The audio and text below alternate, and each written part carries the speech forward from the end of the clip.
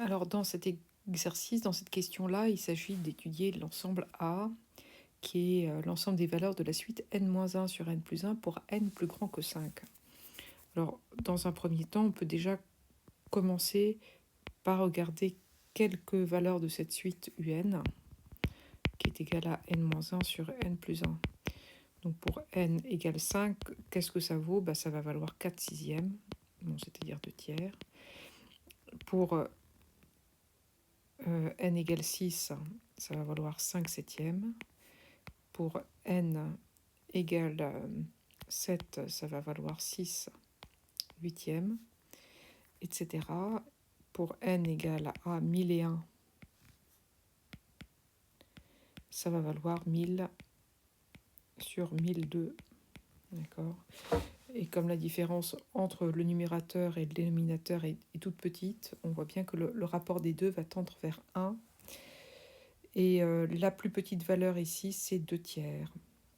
Donc la conjecture, c'est que sup de A égale 1 et n'est pas atteint. Et que l'inf de A, c'est égal à 2 tiers. Et c'est aussi le plus petit élément de E. Alors, pour démontrer ça, déjà, on va peut-être regarder un peu, est-ce que n-1 sur n plus 1 est croissante ou pas? Alors, il y a une manière simple de voir ça dans ce cas-là. C'est avec tout ce que vous savez sur les polynômes et les fractions rationnelles, c'est d'écrire ça comme, en fait, n plus 1 moins 2 sur n plus 1. Là, je fais une division euclidienne sans le dire. Et donc, ça vaut 1 moins 2 sur n plus 1. D'accord? J'aurais pu poser la division euclidienne, faire n-1 divisé par n plus 1, dire qu'il y va une fois, et donc il reste moins 2, et donc en déduire que n-1 est égal à n plus 1 fois 1, moins 2. Mais dans ce cas-là, il est plus simple de calculer ça directement comme ça. De faire apparaître le numérateur, enfin les dénominateurs moins 1, une constante, et donc d'avoir 1 moins 2 fois sur 1 moins la constante en question, 1 sur n plus 1. Et là, on voit bien que cette suite, la suite un,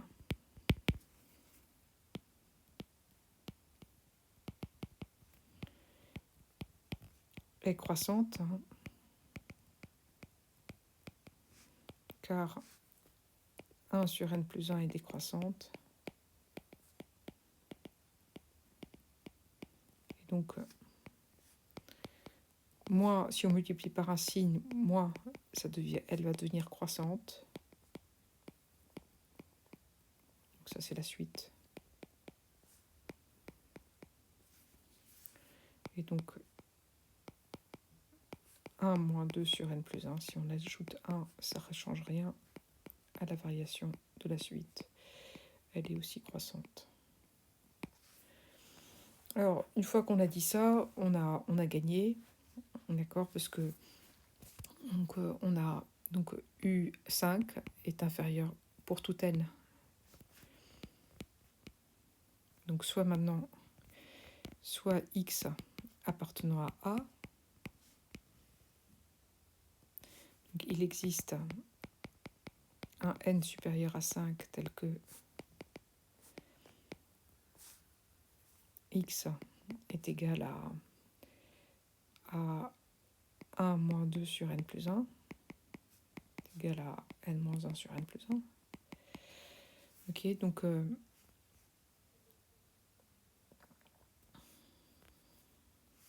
maintenant, comme n supérieur à 5, on a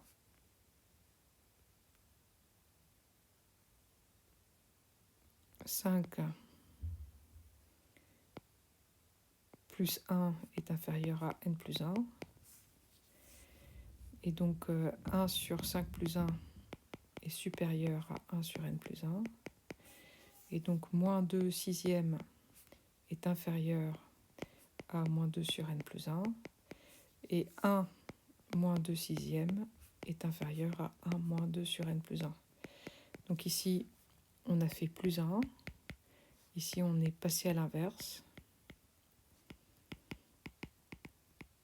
Et ça, on a le droit, parce que tout ça, c'est positif, strictement. Donc on a le droit de passer à l'inverse. On change simplement le sens des inégalités. Ici, multiplié par moins 1. Ici, ajouter 1. Et donc, on a ça vaut 1 moins 1 tiers, donc ça vaut 2 tiers, est inférieur à x. Et ça, c'est clairement, et ça, c'est inférieur à 0. Et donc ça, c'est inférieur à 1, si on continue à raisonner un peu. Donc ça, c'était positif, même strictement positif. Et ici, c'est strictement inférieur à 1. C'est strictement négatif. Ici, c'est strictement inférieur à 1. Donc, grâce à ce raisonnement, en fait, donc, qui est fait ici, c'est des équivalences qu'on a entre chaque ligne. Voilà, donc, en conclusion, A est minoré par 2 tiers et majoré strictement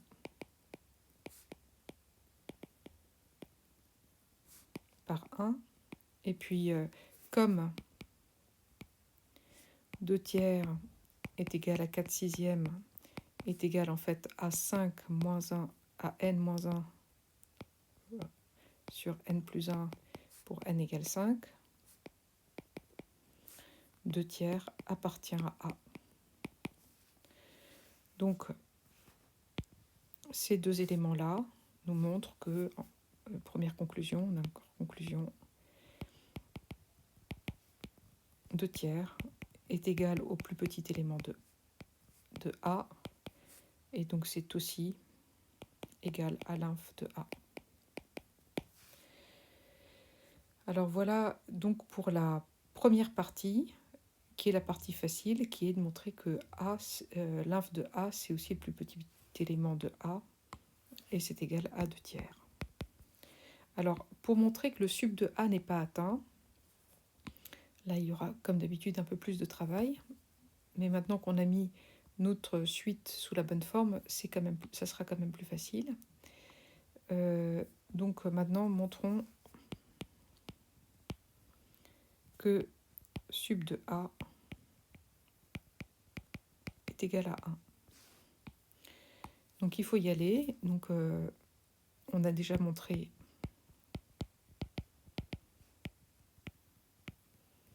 que 1 est un majorant de A.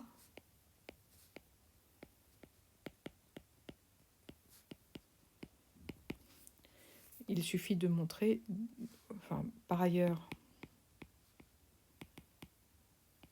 1 n'appartient pas à A. Donc 1 n'est pas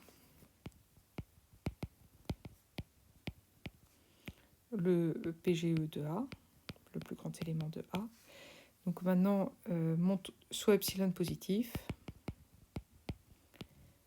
montrons que 1 moins epsilon, qu'un élément un peu inférieur à 1, n'est pas un majorant. Donc si on réussit à montrer ça, 1 est un majorant et tout élément strictement plus petit n'est pas un majorant. Ça signifie que 1, c'est bien le plus petit des majorants.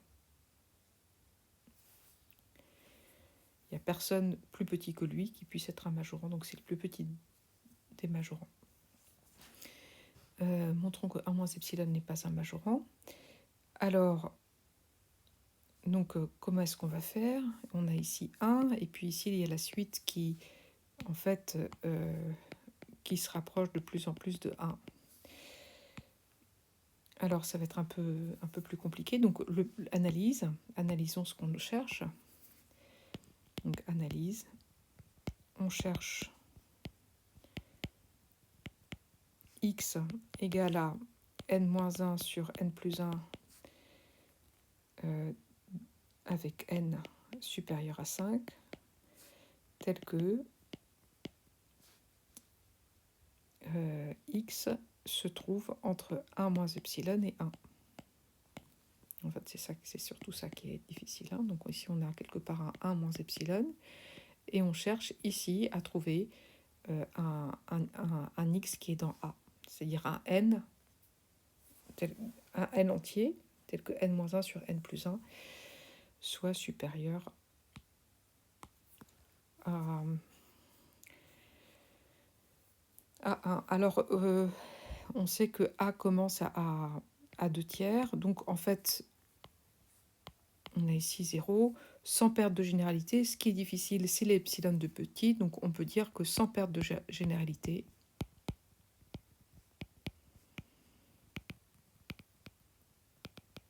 on peut supposer epsilon inférieur à 1 tiers.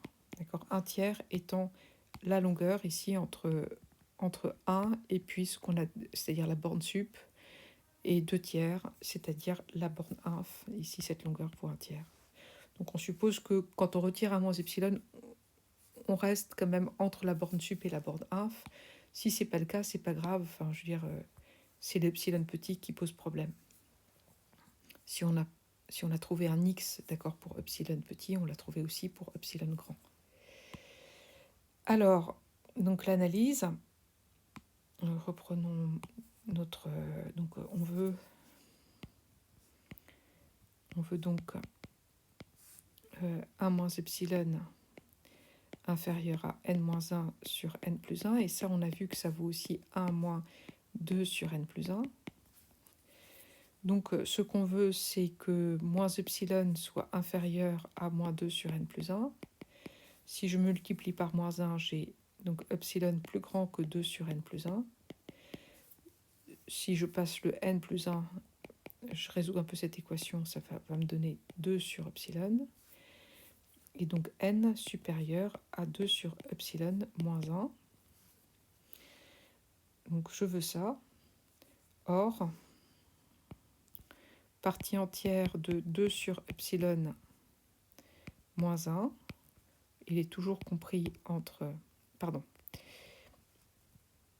2 sur epsilon moins 1, il est compris entre partie entière de 2 sur epsilon moins 1 et partie entière de 2 sur epsilon moins 1 plus 1, qui est égal en fait, qui est égal à partie entière de 2 sur epsilon, parce que partie entière d'un nombre plus un entier, ça fait partie entière, l'entier sort de la partie entière. Alors, donc ça c'est... Quand est-ce qu'on aura un n, quel n choisir pour qu'il soit plus grand que 2 sur epsilon moins 1? On voit qu'on peut pas reprendre n égale. Donc synthèse.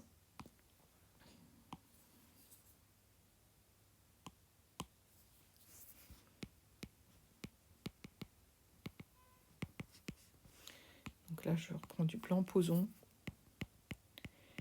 Posons n égale partie entière de 2 sur epsilon. Donc en remontant,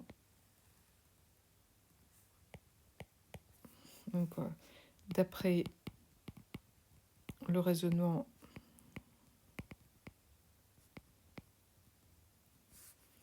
fait ci-dessus, on a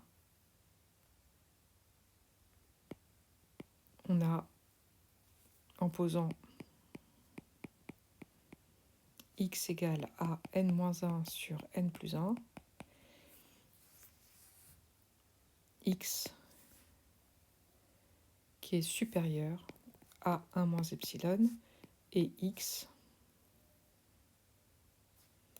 alors, et par ailleurs, comme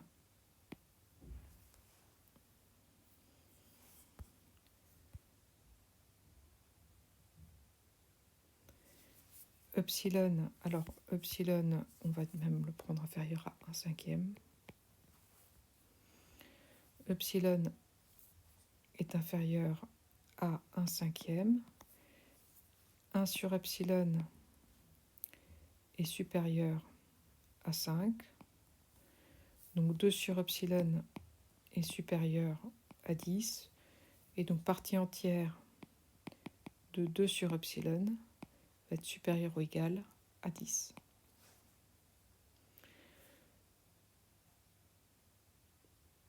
Donc n, donc, qui est supérieur à 5. Donc n appartient à n et n supérieur ou égal à 5. On aurait pu prendre peut-être même un epsilon égal à inférieur à un tiers, ça aurait peut-être suffi. Mais ici, on est tranquille. C'est vrai. Donc on a bien trouvé un x. Donc x appartient à A. X appartient à A. X s'écrit bien comme un n-1 sur n plus 1 avec n entier et n supérieur ou égal à 5. Donc on a montré que 1 moins epsilon n'est pas un majorant.